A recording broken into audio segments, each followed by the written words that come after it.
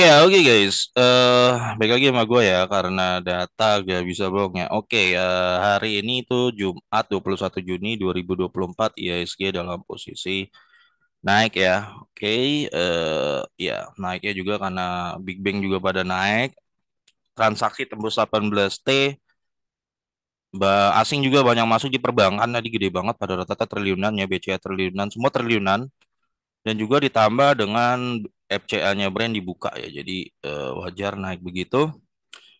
Iya, jadi hari ini yang pengen gue bahas adalah di hasil dividennya Rupiahnya PANS dan juga BBRI ya yang naik gede dalam 2 hari. Ya gue akan bahas BBRI dulu ya. BBRI. Kemarin naik 5%-an, sekarang 3,9 ya. Tadi hampir 4 ya. Jadi ya akhir ini tutup agak jatuh. Ya, wajar John ya. Jadi gini, ini adalah sebuah kegiatan jual beli yang biasa gitu ya. Ya siapa sih yang jualan di ujung ini ya yang kemarin serok di 4.100, 4.200, ya wajar dia jualan di 4.400. Itu adalah fenomena normal, ya. Wajar dia jualan. Jadi karena dia udah dapat murah dan merasa udah cukup dengan cuan mungkin 9% atau mungkin ada yang 5% ya. Jadi dia jualan entah itu asing ataupun lokal ya terserah dia jualan. Ini adalah fenomena transaksi biasa gitu ya. Nah, kenapa harga bisa naik? Harga bisa naik itu kayak BBRI ya. Karena itu sebenarnya cuman cuman hukum jual beli standar aja, hukum supply dan permintaan aja. Kalau permintaan lebih banyak, pembeli jauh lebih banyak, sedangkan supply-nya dikit yang mau jual dikit, harga akan naik ya. Contoh hari ini yang beli banyak berbondong-bondong, yang jual nggak, yang jual itu dia nggak jual murah, yang jual dia jual harga atas, ih habis, gue jual lagi di atas, harga atas lagi, ih habis, dia kakak-kakain. Nah itu yang menyebabkan kenaikan terjadi. Jadi ini hukum biasa. Makanya lu kalau lu lihat chart hari ini di BRI yang HK jauh lebih banyak, yang jualan di HQ lebih dikit. Ya makanya harga BBRI naik. Ya nggak ada hubungannya mau net asing, sell mau net asing ya, mau mau ini ya. Ya kadang tuh jadi gini loh John, kadang tuh dianalisa ya. Jadi aduh gua kadang mirisnya tuh begini loh John, saham kayak BRI dianalisa secara gorengan gitu. Seolah-olah asing ini sangat berkuasa sekali gitu kan. Betul, tapi gue sepakat hari ini asing banyak masuk ya. Banyak masuk karena dia langsung hakain tuh. Lu lihat BCR ini 1 triliun lebih transaksi dari asing ya. BBRI juga 1,4 kalau gua nggak salah pas 1,3. BNI masuk mandiri gitu loh ya. Jadi ketika asing rame-rame HK gitu ya. Dia HK tuh bukan dalam rangka dia sebagai bandar, John. Mau ngatur harga, bukan. Nah, kadang diartikan selalu begitu. Jadi analisanya jadi lebih ke arah absurd gitu loh. Padahal ya asing itu ya memang murni mau investasi. Asing itu kan nggak satu komando, John. Beda-beda. Tapi seolah-olah dibikin bahwa asing itu satu komando. Ya itu sih tugasnya adalah memanipulasi harga harga BBRI, BCA, Mandiri gitu kan. Ya, ya jadi menghasilkan kalau menurut gua ya, itu menghasilkan analisis yang tidak masuk akal. Ya contoh analisanya seperti ini kemarin ceritanya itu selama asing itu net sell di BRI, BBRI akan selalu turun ya. Kalau retail-retail di BBRI tidak cut loss, maka BBRI tidak akan. Nah, ini kan absurd banget cara memahami masalahnya itu absurd. Naiknya harga itu karena supply permintaannya. Bukan karena asing itu terlalu power, bukan begitu juga cara memahaminnya. Ya kebetulan memang asing jumlahnya banyak gitu loh.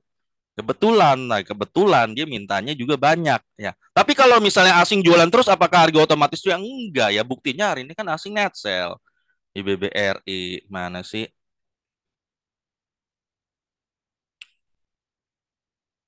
Ya ini asing nih ya. Nih, hari ini nih BBRI nih ya, lihat ya. Yang asing yang beli 1,6 T, yang jual 1,7, berarti net sale-nya 100 miliar kan? Berarti net sale dong. Tapi kenapa BBRI tetap naik? Nah, itu kesalahan apa ya? Kalau menurut gua nganalisa bahwa seolah-olah asing ini satu entity, satu komando, ya enggak lah. Asing yang ini sama yang ini kan beda. Pasti juga terdiri dari banyak institusi segala macam ya. Ya ini terjadi karena ya mereka pengen beli aja 1,6, dia lagi pengen beli HKN BRI. Kebetulan yang jual baik baik domestik dan asing itu yang jualnya maunya di harga tinggi hari ini ya, makanya laku naik. Ya net sell kan berarti tetap naik kan, tetap naik ya. Jadi nggak ada hubungannya kalau asing itu net sell berarti BRI bakal terus roboh, nggak ada hubungannya juga. Ngartinya bukan di situ kesimpulannya, John. Ya, ya itulah John yang gue cukup miris itu, saham kayak BRI dianalisa secara gorengan gitu lah. Seolah-olah di BRI ini ada bandar yang sangat luar biasa gitu loh. Ya, yang mau sesuka hatinya ya. Ya susah. Sebenarnya ya kenapa sih sekarang BRI roboh kemarin itu kan karena asing rame-rame. Pertama ada fenomena sell in May, asing jual rame-rame jual ya nunggu sampai bulan Juni.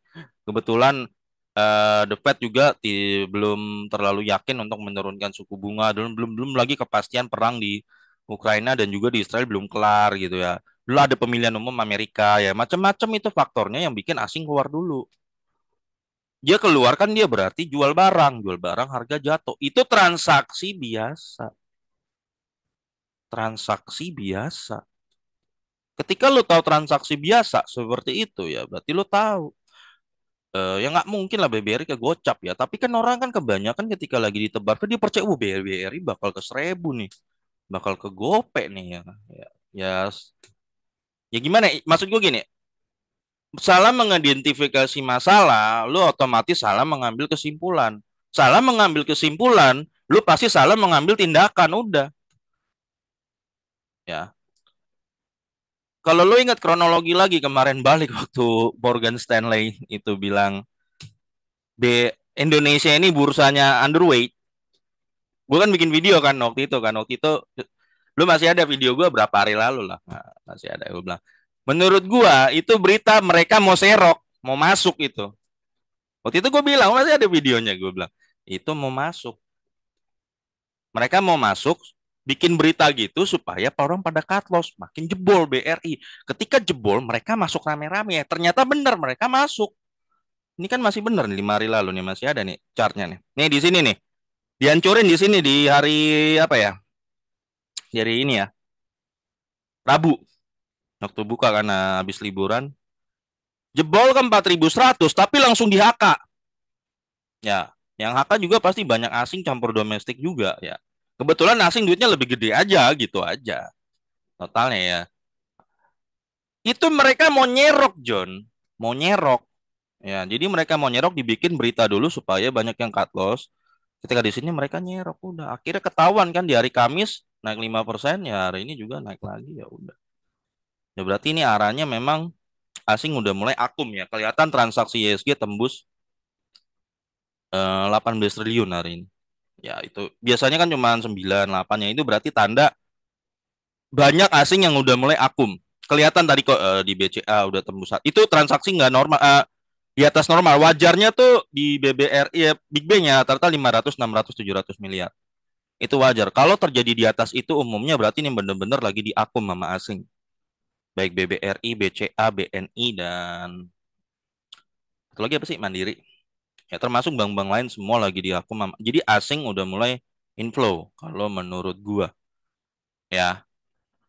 Nah, itu ya John ya. Jadi memahami, ya contoh ini juga nih. Ini pemahaman yang menurut gua kesimpulannya hasilnya absurd. Apa ya? Analisanya lebih ke arah absurd ya. Maaf ya kalau gue bilang absurd gitu.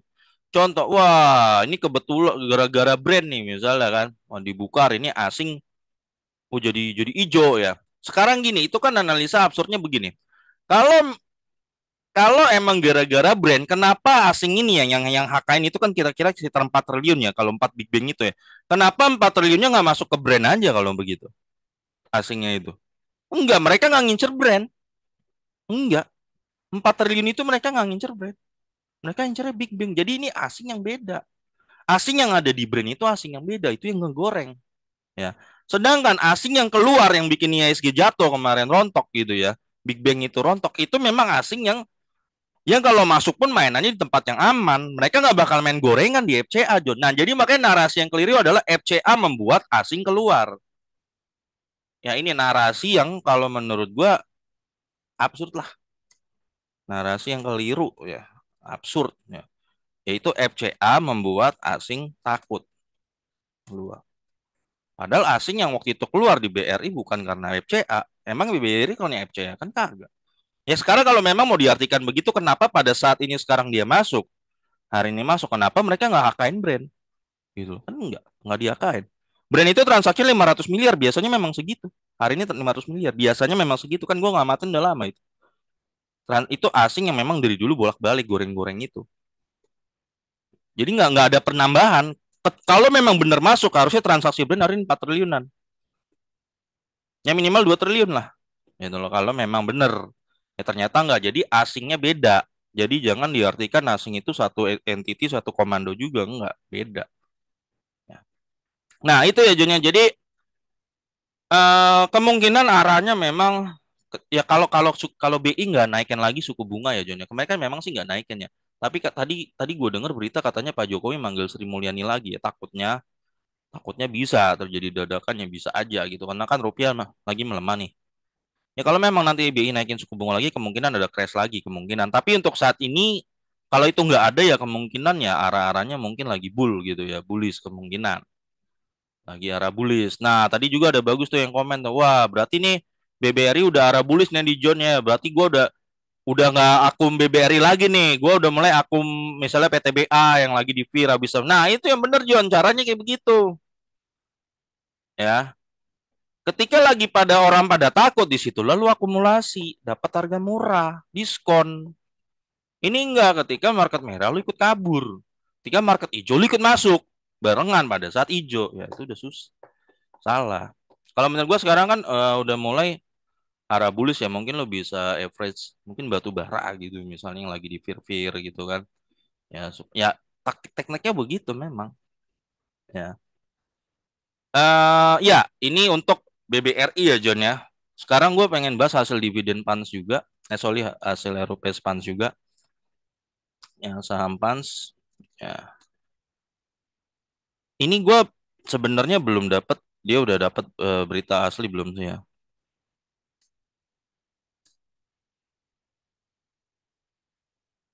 Belum ya, tapi ini gue juga belum konfirmasi banget, tapi di Stockbit sih gue lihat udah pada keluar cukup yakin dari berapa orang yang ngomong ya.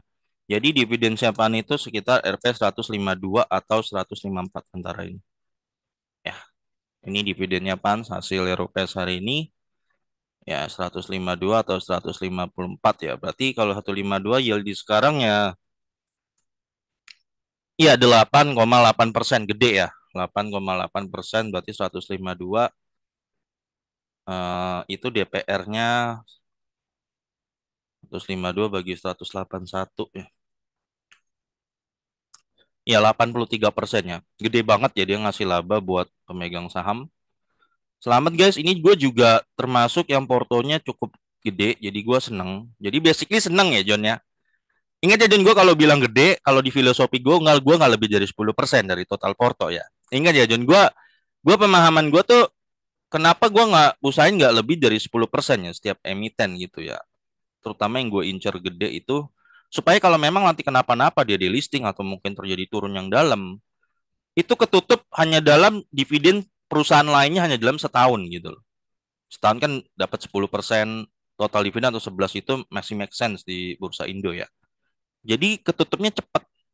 Ya makanya jadi gue usahain satu emiten tuh tidak melampaui 10%, diusahain banget. Kalau emang ada yang masih kelebihan-kelebihan, gue coba nanti average yang lain. Misalnya gue punya BBRI, BMRI, dan BNI ya. BNI gitu ya. Nah, yang udah over nih kebanyakan BRI dan Mandiri kan. Nah, makanya gue sekarang mulai akumnya BNI gitu supaya lebih imbang gitu loh. Maksud gue begitu ya. Kalau gue begitu. Ya, tapi terserah kalau lo punya taktik lain silakan. Ya, bebas, tidak ada yang memaksa gitu ya. Oke. Ya, ini Pans ini kan dia bisnisnya sekuritas ya John ya. Ya kebetulan Q1-nya dia lagi oke banget nih. Dia cuan gede ya. Cuan gede. Tapi ingat ya gue namanya bisnis sekuritas itu kayak Pans ini ya. Dia tahu-tahu bisa ngedrop labanya cuma 24, cuma 20 bisa. Ya, bisa. Jadi hati-hati. Tapi tahu-tahu bisa meledak. Tahu-tahu jadi 141 bisa. Jadi lu ketika investasi di saham PANS ini lu udah tahu bisnisnya seperti ini. Jadi kalau misalnya dia tiba-tiba roboh ke 20 jangan terlalu kaget ya.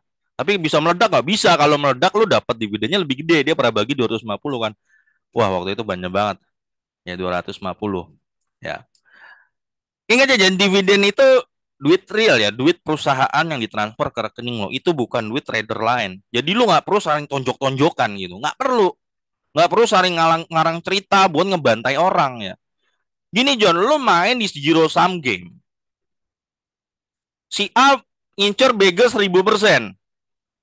Si B juga sama-sama ngincer 1000%. Sama-sama masuk ke saham A. Menurut lo, secara matematika mungkin nggak dua-duanya sama-sama cuan 1000%? Nggak mungkin. Yang terjadi adalah A versus B. Saling tonjok-tonjokan, bonyok-bonyokan. Siapa yang bonyok? Ya, ada yang menang, ada yang bonyok. Nah, itu adalah zero sum game. Ya, kalau ya, gua nggak bilang salah. Maksud gua, kalau lu suka dengan konsep begitu, lu harus siap lu kalah. Karena itu adalah bonyok-bonyokan, John. Ya, kalau nggak salah sekarang katanya yang lagi diangkat apa DSSA ya. Nah, itu kan itu saham tidak ada dividen kan. Jadi, gue ingetin lu, ya, lu incer capital gain, orang sebelah lu juga incer sama capital gain karena nggak ada dividen. Jadi itu pasti terjadi saling tonjok-tonjokan. Siapa yang bonyok aja udah. Sama waktu kejadian Arto, ya. Di Arto ada nggak yang cuan sampai ratusan miliar? Ada. Tapi ratusan miliar cuannya itu adalah hasil kekalahan dari banyak orang, kekayaannya pindah ke dia, pindah ke si bandarnya gitu loh. Ya, itulah yang dinamakan zero sum game. Ya, kalau lu siap dengan konsep begitu, silakan. Tidak ada yang melarang. Ya, artinya lu siap masuk, siap kalah. Ini loh, perasaan apa mental siap kalahnya ini. Kadang nggak dilatih. Maunya zero sum game, maunya menang. Menang mulu, giliran kalah nangis gitu loh. Marah-marah, yang salahin BEI, salahin OJK, ya. Salahin fundamental gitu kan. Ya kenapa kenapa fundamental disalahin mulu ya? Karena kenapa sih fundamental lu orang-orang fundamental malah ngendok di BRI gitu loh. Malah ngendok di PTBA, malah ngendok di Bank Mandiri, malah ngendok di BCA. Lu antri dong di brand. Maksudnya maunya begitu John, lu antri di brand supaya gue bisa jualan. Masalahnya kalau lu nggak antri, gue nggak bisa jualan. Keuntungan gue ilusi, gue belum sempet TP ke kunci FCA. Marah gue kan, pakai margin lagi gue masuknya. Ya nggak, marah ke kunci FCA robo-robo-robo, akhirnya gue cut loss di bawah. Akhirnya masih dendam sampai sekarang. Dendamnya nggak beralasan gitu loh yang disalahkan. Lu kenapa sih fundamental nggak ikut ngantri di brand itu masalahnya? Kan kayak masalahnya kayak gitu terjadinya John. Nah itu. Ya kalau lu siap dengan zero sum game harus siap kalah. Nggak ada John. Lu mau apapun ya saham yang tidak ada dividennya. Nggak mungkin tidak terjadi pertukaran. Tidak terjadi tonjok-tonjokan di sana. Tidak mungkin. Ya nggak mungkin. Ya, jadi kalau lu siap silakan. Tidak ada yang melarang. Duit-duit lu. Ya oh siap. Gue siap kalah nih. Oh, contoh misalnya gue masuk di Goto nih gue. Ya, gue siap kalah kok. Ya udah. Gue siap kalah silahkan. All in juga nggak apa-apa kan. Ya jadi PANS ini. Jadi harus tahu ya. Nah, PANS ini kalau menurut gue cukup selama berapa tahun ini cukup profesional ya dijalaninnya. Ngejalanin sekuritas ini juga nggak terlalu ugal-ugalan gitu ya. Gue nih dapat ya, ini data dari Facebook gue dapat nih. Ini kalau nggak salah dari Emiten News ya. Berapa laba sekuritasmu part satu? Kita bisa lihat Sinarmas dapat. Ini laba bersih ya tahun 2023. Sinarmas sekuritasnya 290 miliar, Mandiri 288 miliar, Indo Premier 169 miliar. Nah, panen sekuritas cukup cukup ada di deretan paling atas ya. Ya, dia bisa dapat 100 berapa sih? 50-an ya. Ya, 150 M. Ya. Trimega 162, 152 ya. Cukup Maybank segini ya. BCA 110. Jadi panen sekuritas nih kinerjanya cukup oke ya. Kayaknya manajemen resikonya juga cukup bagus gitu ya. Ya, dia dalam mengelola laba sehingga bisa mencetak laba bersih segini. Bandingkan dengan sekuritas lainnya, bahkan ini ada ini Mega cuma dapat 18 M, ini 16 M, Cipta Dana 4,5 M, peluang 7,4 M laba bersihnya RHB segini. Ini malah rugi nih, Mirai Aset nih, 342 miliar ruginya, buset. Dia kebantai di mana nih? Gua nggak tahu ya kenapa dia bisa rugi ini, kebantai di mana nggak tahu gitu ya. Terus ada 19,3,3 Korea Investment ya. Jadi Panin Sekuritas termasuk bisa dibilang lima terbesar lah, mungkin lima besar ya. Sekuritas paling top kinerjanya ya. Nah, Panin Sekuritas satu-satunya grup panen yang membagikan dividen rutin. Karena dia tidak dikendalikan grup panen, dia pengendalinya gue lupa siapa itu. Ada satu lagi, dia punya sahamnya lebih gede dari grup panen ya. Ya jadi selamat yang pegang Pans ya John. Ya, dividen investing tuh kadang enaknya gini John, kita dapat dividen saat momen harga lagi pada jatuh, enak banget tuh. Lu dapat dividen, ya lu bisa average saham-saham yang lagi jatuh, harganya lagi diskon ya. Tanggal 25 ini kan yang cair apa? Games ya, games. Ini gua nanti, nah ini punch yang salah satu gue cukup seneng gitu ya. Dapatnya cukup gede, udah gue hitung tadi cukup gede. Terus ada BSSR bentar lagi. Hmm. KKGI gue nggak tahu dah, KKGI lo pasrah aja deh kalau dia nggak bagi mah. Udah biasa. Kalaupun bagi paling banter ya ekspektasi gue KKGI P20. Kayaknya berat dia bagi di atas itu yang ya itulah. Ya pokoknya begitulah. Kalau KKGI gue agak skeptis. Ya. Jadi yang gue seneng ya di Tans, nah yang diharapin sama game nanti bentar lagi cair. Ya. Nah itu John ya. Jadi terserah lu percaya atau enggak? Kalau menurut gue dividen itu lebih nyantai ya, investnya lebih nyantai gitu ya. Dan gue nggak perlu ngarang cerita John. Gue nggak perlu ngarang cerita bego-begoin gitu loh. Wah supaya gue bisa jualan di pucuk gitu loh. Nggak perlu. Ya karena duit itu rekening masuk, duit perusahaan masuk ke rekening lo. Nggak perlu saring ngarang. Tapi kalau di Giro saham game ya memang dia perlu, dia harus ngarang cerita John. Dia harus ngarang cerita. Kadang tuh ngarang ceritanya dibumbu-bumbukan dengan fundamental, dibumbu-bumbukan dengan teknikal. Ya, tapi sebenarnya dia cuannya dari membermologi, ya. Dengan mempom-pom saham itu di grup sahamnya dia dipom-pom, lu hajar di atas. Lu akan HK kan? Lu HK dia jualan. Ya, lu HK dia haki. Atau lu HK dia pasang di over ya. Jadi barang dia dimakan sama lu. Cek-cek dia senang, wih barang gua laku nih. Jangan polos-polos John di bursa, jangan polos-polos. Ya, jangan polos-polos. Kalau lu terlalu polos gitu ya. John justru yang ngeri ya John ya. Orang biasanya yang begini-begini tuh dari luar tampak alim John. Keren gitu loh ya. Keren, rapi, terus menawan gitu loh ya. Tapi tuh wah, nggak segan-segan nyikat duit mah. Nggak segan-segan. Jadi lu jangan polos. Jangan polos. Jangan mentang-mentang orangnya ganteng ya. Ganteng atau cantik gitu kan. Lu kemakan gitu loh ya. Ya ini gue juga belum keluar tanggal kumdate-nya untuk panen sekuritas ya, jadi gue nggak tahu ya. Tapi biasanya pencairannya nggak lebih dari sebulan, kurang sebulan lah, nggak nyampe sebulan biasanya. Selamat ya guys buat lo yang pegang panen sekuritas dan ya kita lihat arah IHSG ke depan gimana. Ya tetap stay portol. Terakhir penutup dari gua portolo itu baru teruji saat market merah, bukan saat market hijau. Ya jadi lu udah siapin dari sekarang. Merah itu selalu datang, selalu. Lu main invest di bursa mau hijau mulu nggak ada. Di bursa US juga sama, nanti juga market merahnya datang. Market merah. Nah, di saat merah datang itu gimana cara lu manage-nya? Nah, itu guys ya. Oke guys, sampai ketemu lagi video gue berikutnya karena data nggak bisa bohong.